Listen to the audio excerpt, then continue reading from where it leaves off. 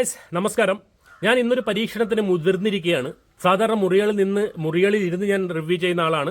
So ഇന്ന് ഞാൻ just ഒന്ന് പുറത്തേക്ക് ഇറങ്ങിയിട്ടുണ്ട്. ജസ്റ്റ് ഒന്ന് കുറച്ചൊരു ഫ്രഷ് എയർ കിട്ടണം എന്നുള്ളൊരു നല്ലൊരു കാറ്റൊക്കെ കൊണ്ട് നല്ല രീതിയിലൊന്ന് പറയാമെന്ന് വിചാരിച്ചാണ് പുറത്തുനിന്ന് ഈ റിവ്യൂ അല്ലെങ്കിൽ ഷൂട്ട് ചെയ്യുന്നത്. ഇതൊരു പരീക്ഷണമാണ്. പരീക്ഷണം പാളിപ്പോകുമെന്നറിയില്ല. എന്തായാലും നമ്മൾ കാര്യത്തിലേക്ക് വരാം. നമ്മൾ ഏറെ നാളായി, ഒരു മാസത്തിലധികമായിട്ടല്ല, ഒരു മാസത്തിലല്ല, അതിൽ കൂടുതലായിട്ട് കാത്തിരിക്കുന്ന, കേരളം ഒട്ടാകെ സിനിമ ഇഷ്ടപ്പെടുന്ന ലക്ഷക്കണക്കിന് ആൾക്കാർ, മോഹൻലാൽ ഇഷ്ടപ്പെടുന്ന, പൃഥ്വിരാജ് ഇഷ്ടപ്പെടുന്ന ഈ ഒരു ദിവസത്തിന് വേണ്ടി കാത്തിരുന്നുള്ളതാണ് ഏറ്റവും വലിയൊരു സത്യം. മലയാള സിനിമയ്ക്ക് ഇതേവരെ കിട്ടിയിട്ടില്ലാത്തൊരു ഹൈപ്പ്, മലയാള സിനിമ ഇതേവരെ കണ്ടിട്ടില്ലാത്ത റെക്കോർഡുകൾ തകരുന്നു. പ്രീസെയിലായാലും പ്രൊമോഷനിലായാലും പാൻ ഇന്ത്യ ലെവലിലായാലും മലയാള സിനിമ ഇതേവരെ മലയാള സിനിമാ ചരിത്രത്തിൽ ഒരു നടനും അല്ലെങ്കിൽ ഒരു സംവിധായകനും പറ്റാത്ത രീതിയിൽ ഒരു സിനിമയെ ഉയർത്തിക്കൊണ്ടുവന്ന പൃഥ്വിരാജിനും മോഹൻലാലിന്റെയും ശരിക്കും ഒരു അഭിനന്ദനം അർഹിക്കുന്ന കാര്യം തന്നെയാണ്. സോ അത്തരത്തിലുള്ള ഒരു പ്രൊമോഷൻ ഹൈപ്പ് കിട്ടിയ സിനിമയുടെ റിലീസ് ദിനമാണ്. എമ്പുരാൻ റിലീസായി. എബ്രഹാം ഖുറേഷി വന്നു, സ്റ്റീഫൻ നെടുമ്പള്ളി വന്നു. ഫസ്റ്റ് ഡേ സിനിമ പോയിട്ട് കണ്ടു. ഇനി സിനിമയിലേക്ക് വരാം. ഫസ്റ്റ് ഓഫ് ഓൾ ഞാൻ പറയട്ടെ, ഞാൻ നേരത്തെ പറഞ്ഞ പോലെ മലയാള സിനിമയിൽ ഇതുവരെ ഒരു സംവിധായകനോ ഒരു ആക്ടറിനോ കഴിയാത്തത്ര ഉയരത്തിലാണ് പൃഥ്വിരാജ് മോഹൻലാൽ ഇപ്പോൾ ഉള്ളത്. ബിക്കോസ് മലയാള സിനിമ, നമുക്കറിയാം, മലയാള സിനിമയ്ക്ക് ഒരു ലിമിറ്റേഷൻ ഉണ്ടായിരുന്നു. എന്തു പറഞ്ഞു തന്നാലും നമ്മൾ പണ്ട് തെലുങ്ക് സിനിമയും തമിഴ് സിനിമയും അല്ലെങ്കിൽ ബോളിവുഡ് സിനിമകളെ കണ്ട് ആ സിനിമയിലെ രംഗങ്ങൾ കണ്ട് നമ്മൾ അമ്പരന്നിട്ടുണ്ട്. ഇതങ്ങ് എങ്ങനെയാണ് ഉണ്ടാക്കുന്നത്? ഇവർക്ക് എന്തൊരു ഇൻവെസ്റ്റ്മെന്റ് ആണ് സിനിമയിൽ നടത്തുന്നത്? ഇത് ടെക്നിക്കലി എന്തൊരു ഭയങ്കരമായ ഒരു സംഭവമാണ് ഇവരെന്നൊക്കെ. KGF കണ്ടു, ബാഹുബലി കണ്ടു, VFXലും കാര്യങ്ങളൊക്കെ നമ്മൾ കണ്ട് ഞെട്ടിയിട്ടുണ്ട്. ഇന്ന് എമ്പുരാൻ കണ്ടിട്ട് നമുക്ക് അതുക്കും മേലെ തോന്നണമെങ്കിൽ എന്തായിരിക്കും എമ്പുരാൻ എടുത്തു വച്ചിട്ടുള്ളതെന്ന് നിങ്ങളൊന്ന് ഊഹിച്ചു വെക്കുക.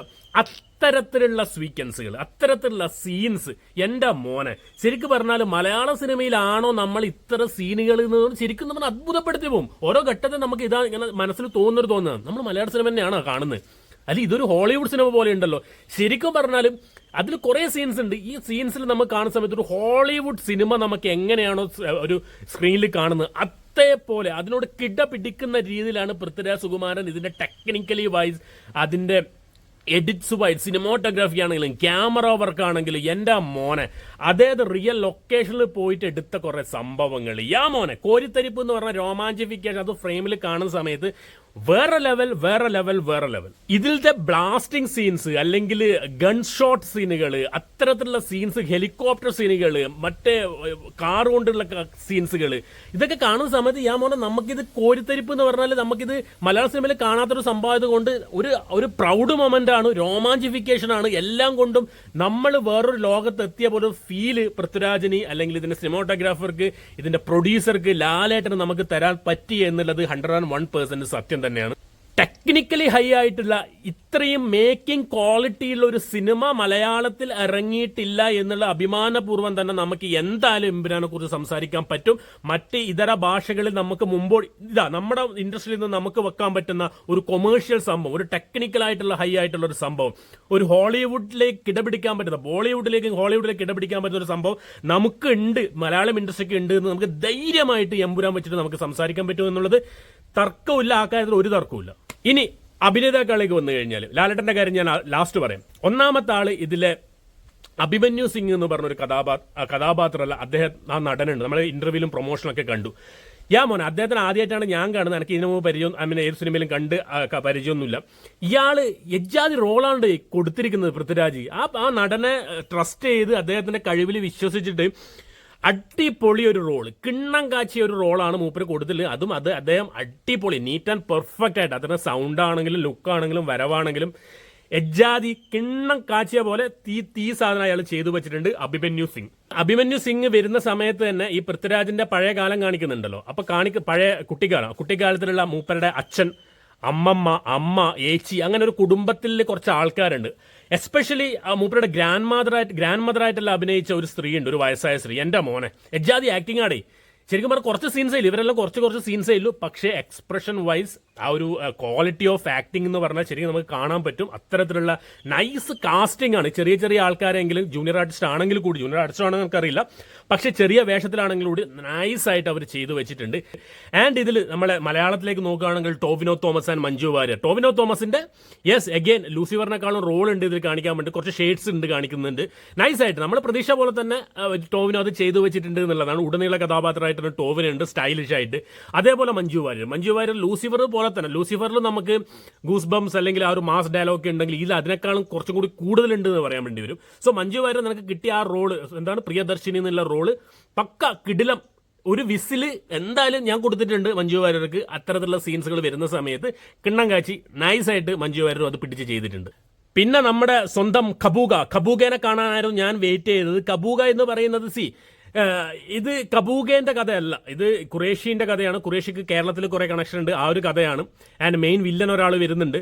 സോ കബൂഗ എന്ന് പറയുന്ന ക്യാരക്ടർ ഉണ്ട്. ആ ക്യാരക്ടർ ഒരു 10 മിനിറ്റ്, മാക്സിമം ഒരു 10 മിനിറ്റുള്ള ക്യാരക്ടർ മാത്രമേ ഉള്ളൂ. പക്ഷേ യെസ്, കബൂഗേന്റെ ആ ഒരു ഭയങ്കര ഹെവി ആയിട്ട് കാണിച്ചിട്ടില്ലെങ്കിലും കൂടി കബൂഗയ്ക്ക് എന്താണോ കൊടുക്കാൻ പറ്റുന്നത് അത് കൊടുത്തിട്ടുണ്ട്. അവർക്കൊരു കണക്ഷൻസ് ഉണ്ട്, കുറെ കേരളത്തിൽ കുറെ വേരുകളുണ്ട്. അങ്ങനെ നോക്കുന്ന സമയത്ത് കബൂഗ കൊടുക്കേണ്ട ആ സംഭവം കൊടുത്തിട്ടുണ്ട്. നൈസായിട്ട് അവർ ചെയ്തു വെച്ചിട്ടുണ്ട്. പിന്നെ ഇതിൽ വന്ന ഓരോ കഥാപാത്രം, സുരാജേട്ടൻ നല്ലൊരു കഥാപാത്രമാണ് കൊടുത്തിട്ടുള്ളത്. മണിക്കൂട്ടനുണ്ട്, ബൈജു ഉണ്ട്, സായികുമാർ, നന്ദു, അങ്ങനെ കുറെ ആൾക്കാർ. എല്ലാവരും എല്ലാ കാസ്റ്റിങ്ങിനും നല്ല ഇമ്പോർട്ടന്റ് കാസ്റ്റിംഗ് കൊടുത്താണ്, വെറുതെ ഒരു കാസ്റ്റിംഗ് അല്ല ഇത് ചെയ്തിട്ടുള്ളത്. And coming to Sayed Masood, the Prithviraj, the Illuminati, the intellectual person behind this cinema.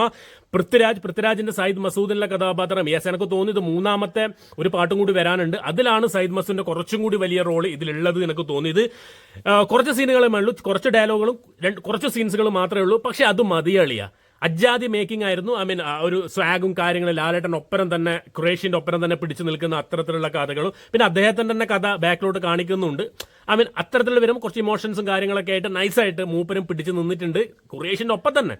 And man finally coming to one and only Mohanlal, the L brand Mohanlal, നമ്മുടെ സ്വന്തം ലാലേട്ടനെ കുറിച്ച് പറയുകയാണെങ്കിൽ എബ്രാം ഖുറേഷിയാണ്.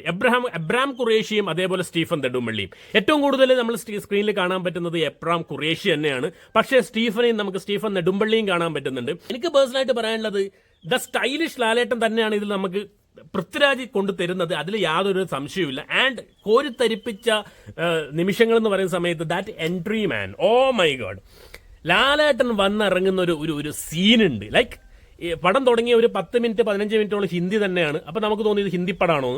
അത് കഴിഞ്ഞിട്ട് ഒരു 40, 45, 50 മിനിറ്റ് കഴിയുമ്പോഴാണ് എബ്രാം ഖുറേഷിയുടെ ഒരു എൻട്രി.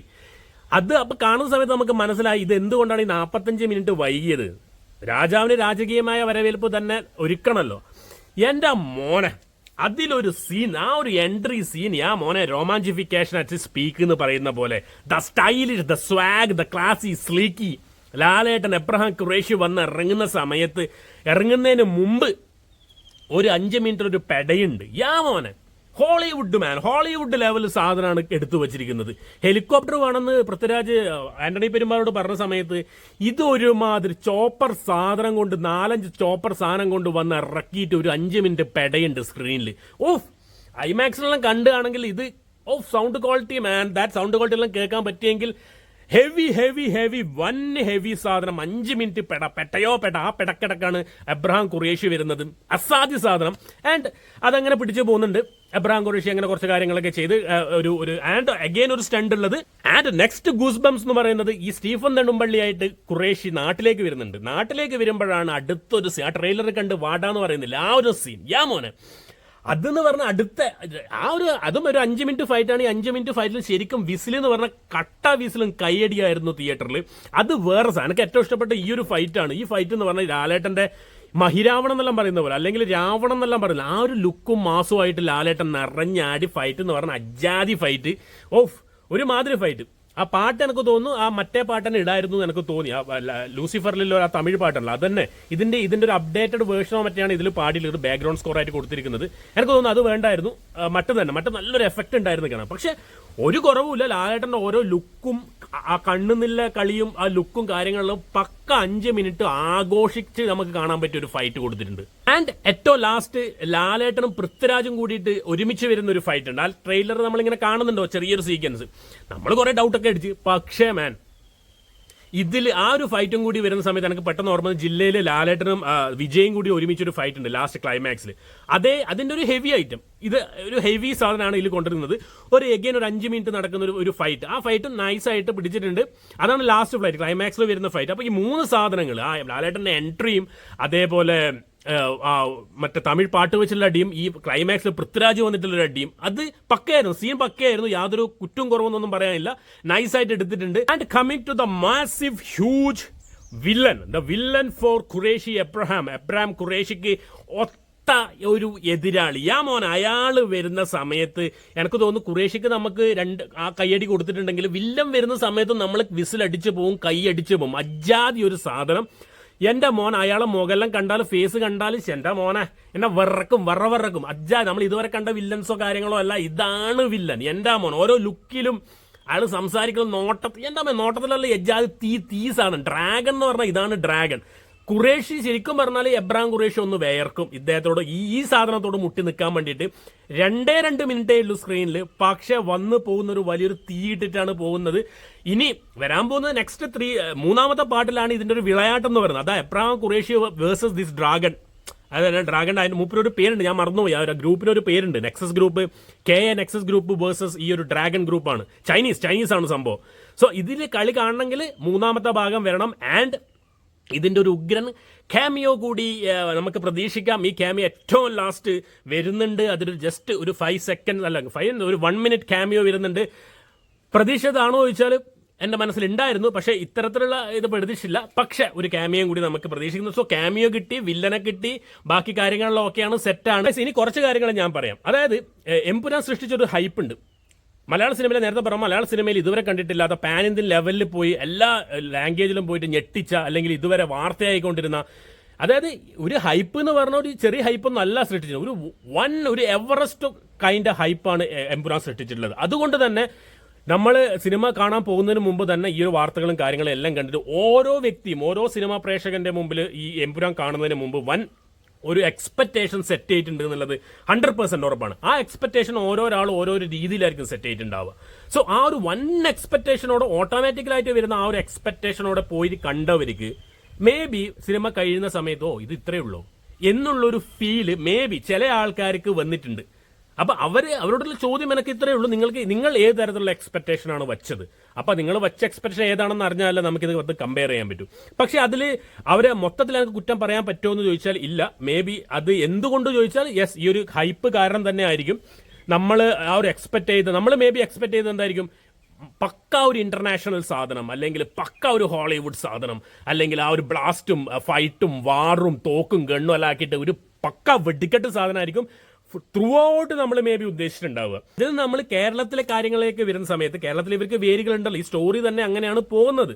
നമ്മൾ കേരളത്തിലെ കാര്യങ്ങൾ കണക്ട് ചെയ്യാതെ നമ്മൾ മറ്റത് മാത്രം കാണിച്ചുകൊണ്ട് ഇവിടെ ലൂസിഫറോ എമ്പുരാനോ ഉണ്ടാവുന്നില്ല. എമ്പുരാൻ എന്നുള്ളത് ബേസിക് സ്റ്റോറി പറഞ്ഞാൽ ലൂസിഫറിലുണ്ട്. സോ അത് കണക്ട് ചെയ്തുകൊണ്ട് മാത്രമേ നമ്മൾ മുമ്പോട്ട് പോകാൻ പറ്റൂ. സോ അങ്ങനെ കാണിക്കുന്ന സമയത്ത് മേ ബി നമ്മൾ ചെറിയൊരു ലാഗ് അടിപ്പിക്കുന്നോ വെച്ചാൽ ഇല്ല, എന്നാലും നമുക്കൊരു ചെറിയൊരു മുഷിപ്പിക്കൽ ഉണ്ടോ, ലൂസിഫർ പോലെ തന്നെ ആവുന്നുണ്ടോ, ലൂസിഫറിന്റെ പോലെ രംഗങ്ങൾ അതേപോലെ വരുന്നുണ്ടോ എന്നുള്ളത് ഒരു ചെറിയൊരു സംശയം, അത്രയേ ഉള്ളൂ. പക്ഷേ നല്ല രീതിയിൽ കണക്ട് ചെയ്തിട്ടുണ്ട്. നമുക്കത് കുറച്ച് സംഭാഷണങ്ങളെല്ലാം കുറച്ച് സ്ലോ ആവുന്ന സമയത്ത് മേ ബി നമുക്കൊരു ചെറിയൊരു ക്ഷീണം നമുക്ക് തോന്നാം. പക്ഷെ നല്ല രീതിയിൽ, അതായത് ഈ കഥ, കേരളത്തിലെ കഥ, അതാണ് കണക്ഷൻ. അത് രണ്ടും കൂടിയുള്ള കണക്ട് ചെയ്തിട്ടാണ് അങ്ങോട്ട് കൊണ്ടുപോകുന്നത്. സോ അല്ലാതെ നമുക്ക് ഇന്റർനാഷണൽ ഖുറേഷിനെ മാത്രം നമുക്ക് ഇതിലിട്ട് കാണിക്കാൻ പറ്റില്ല. സ്റ്റീഫൻ വേണം, കേരള പൊളിറ്റിക്സ് വേണം, കേരളത്തിൽ എന്താ നടക്കുന്നത് അത് കാണിക്കണം. അപ്പൊ എല്ലാം കൂടി കണക്ട് ചെയ്തിട്ട് മാത്രമേ അത് കാണിക്കാൻ പറ്റൂ. പക്ഷെ നമ്മളെ ആ എക്സ്പെക്ടേഷൻ അത്ര ഹൈയിൽ വച്ചിരിക്കുന്ന ആ ഒരു സന്ദർഭത്തിൽ നമുക്ക് ഇത് കാണിക്കുന്ന സമയത്ത് തിരിച്ച് കേരളത്തിലേക്ക് വരുന്ന സമയത്ത് നമുക്കൊരു ക്ഷീണം. മറിച്ച് അഗെയിൻ നമ്മൾ സെനഗലിൽ ആ ഒരു ഇന്റർനാഷണൽ ആ ഒരു സിറ്റുവേഷനിലേക്ക് പോകുന്ന സമയത്ത്, ഖുറേഷിയുടെ സിറ്റുവേഷനിലേക്ക് പോകുന്ന സമയത്ത് അഗെയിൻ ആ ഒരു ഊർജ്ജം പക്ക 100% ആയിട്ട് നമ്മളിലേക്ക് കയറുന്നുണ്ട്. ഗൈസ്, ഇനിയിപ്പോ ആരൊക്കെ എന്തൊക്കെ പറഞ്ഞാലും എല്ലാം തികഞ്ഞൊരു സിനിമയൊന്നും ഇവിടെ ഉണ്ടായില്ല. അത് ഒന്നാമത്തെ കാര്യം. ഏത് സിനിമ കണ്ടാലും, ഈവൻ KGF RRO ബാഹുബലി കണ്ടാലും അതിൽ നെഗറ്റീവ് പറയുന്നവരുണ്ട്. സോ എല്ലാ തികഞ്ഞ സിനിമ ഇവിടെ ഒന്നും ഉണ്ടായിട്ടില്ല. പല നെഗറ്റീവ് ഫ്ലോസും കാര്യങ്ങളൊക്കെ ഉണ്ടാവും. പക്ഷെ നിങ്ങൾ ഒരു മലയാളിയാണെങ്കിൽ എമ്പുരാൻ പോയിട്ട് കാണുക. നിങ്ങളുടെ ഡിഗ്രേഡിങ് നടക്കുന്നുണ്ട്, പല കാര്യങ്ങളും നടക്കുന്നുണ്ട്, അതൊന്നും നമ്മൾ നോക്കാതെ വളരെ സത്യസന്ധമായിട്ട് നമ്മൾ പോയിട്ട് കണ്ട അഭിപ്രായം പറയുക എന്നുള്ളത്. 3 മണിക്കൂർ സിനിമ നിങ്ങൾ അങ്ങനെ ഭയങ്കരമായ ലാഗ് അടിപ്പിക്കുന്ന കാര്യങ്ങളൊന്നുമില്ല. ഇത് നിങ്ങൾ കാണണം. ഇത് മലയാളത്തിന്റെ അഭിമാനമാണ്. മലയാളത്തിൽ ഇതുവരെ ആർക്കും പറ്റാത്തൊരു കാര്യമാണ് പൃഥ്വിരാജ് സുകുമാരൻ, ലാലേട്ടനും ആന്റണി പെരുമ്പാറിലും കൂടി നമുക്ക് ചെയ്തുകൊണ്ടിരിക്കുന്നത്. ഒരു ഹോളിവുഡ് ലെവലിൽ ഒരു സിനിമ നമുക്ക് മലയാളത്തിൽ കാണാൻ പറ്റുമെങ്കിൽ എന്തായിരിക്കും അവസ്ഥ? സോ ടെക്നിക്കലി വൈസ് അല്ലെങ്കിൽ ഇത്രയും ഇൻവെസ്റ്റ്മെന്റ് ചെയ്ത് നമുക്ക് ആ സ്ക്രീനിൽ കാണാൻ പറ്റുന്നുണ്ടേ. ഇത് നമ്മൾ ഞെട്ടിക്കുന്ന രീതിയിലാണ് എടുത്തു വെച്ചിരിക്കുന്നത്. സോ അത് നമ്മൾ പോയിട്ട് നമുക്ക് അവർക്കുള്ളൊരു അംഗീകാരമായിട്ട് നമ്മൾ കൊടുക്കണം. ആൻഡ് വോൾ സിനിമ നോക്കുന്ന സമയത്ത് എക്സാക്ട്ലി എന്താണ് അവർ ഉദ്ദേശിച്ചത്, എന്താണ് അവർ കൺവേ ചെയ്യാൻ നമ്മളോട് ഉദ്ദേശിച്ചത്, അത് കറക്റ്റായിട്ട് കൺവേ ചെയ്തിട്ടുണ്ട്. നമുക്ക് കൺഫ്യൂസ് അടുപ്പിക്കുന്ന രീതിയിലോ കാര്യങ്ങളിലേക്കൊന്നും കൊണ്ടുപോയിട്ടില്ല. നൈസായിട്ട് എൻഡ് ചെയ്തിട്ടുണ്ട്. ആൻഡ് ഞാൻ പറയട്ടെ, ഇത് 3 പാർട്ടിലാണ് എടുക്കുന്നത്. സോ ലൂസിഫർ എടുത്തു, അതിന്റെ 2ാം ഭാഗമാണ്. ഇതൊരു കംപ്ലീഷൻ ആയിരുന്നില്ല. അതാണ് ചിലപ്പോൾ ആൾക്കാർക്ക് തോന്നി ഇത് കംപ്ലീറ്റ് ആവുന്നില്ലല്ലോ, എവിടെയൊക്കെ എന്തൊക്കെ മിസ്സിംഗ് ഉണ്ടല്ലോ. ഈ മിസ്സിങ്ങും കംപ്ലീഷനും ഒക്കെ നമുക്ക് 3rd പാർട്ടിൽ കാണാം. അത് 3rd പാർട്ടിലേക്ക് വരുന്ന സമയത്ത് ഇതിനേക്കാളും വലിയൊരു സിനിമയായിരിക്കും. സോ അത് എങ്ങനെയാണ് എടുക്കാൻ പോകുന്ന ഊഹിക്കാൻ പോലും പറ്റൂല. സോ അതവിടെ നിൽക്കട്ടെ, നമുക്ക് 3ാം പാർട്ടിൽ കാണാം. നിങ്ങളിപ്പം എമ്പുരാൻ പോയിട്ട് കാണുക, സന്തോഷിക്കുക, കുടുംബസമേതം പോയിട്ട് കാണുക. ഈ ഒരു വലിയ മഹാസംഭവം ആഘോഷമാക്കുക, അത്രേ പറയാനുള്ളൂ. ഞാൻ ഒറ്റൊരു കാര്യം, മോഹൻലാലിന് അല്ലെങ്കിൽ എബ്രാം ഖുറേഷിക്ക് ഒറ്റ കോട്ടയേ ഉള്ളൂടെ, ഒരു സൂട്ട് മാത്രമേ ഉള്ളൂ. ഈ പൃഥ്വിരാജിന്റെ 1-2 തുടക്കം മുതൽ എബ്രാം ഖുറേഷി ഒരേ സൂട്ട് തേക്ക് മിനിക്ക് ഇസ്ത്രി ഇട്ടുകൊണ്ടെന്ന് ഇട്ടുന്ന പോലെയാണ് സംഭവം എനിക്ക് തോന്നിയത്. എന്തെങ്കിലും ഒന്ന് മാറ്റി കൊടുക്കേണ്ടേ. സ്റ്റീഫൻ നെടുമ്പള്ളി വരുമ്പോൾ കറുപ്പും വെളുപ്പൊക്കെ ആയിട്ട് വരുന്നുണ്ട്. ഇത് ഒരേ സാധനം, ഫസ്റ്റ് മുതൽ ക്ലൈമാക്സ് വരെ ഒരേ സാധനം. ഇത് മാത്രമേ ഉള്ളൂ എബ്രാം ഖുറേഷിക്ക്, വേറെ ഒന്നുമില്ലേ? ഓക്കെ, അപ്പൊ അങ്ങനെയാണ് എംപുരാൻ. പോയി കാണുക, എൻജോയ് ചെയ്യുക, പൊളിച്ചെടുക്കുക. Thank you guys.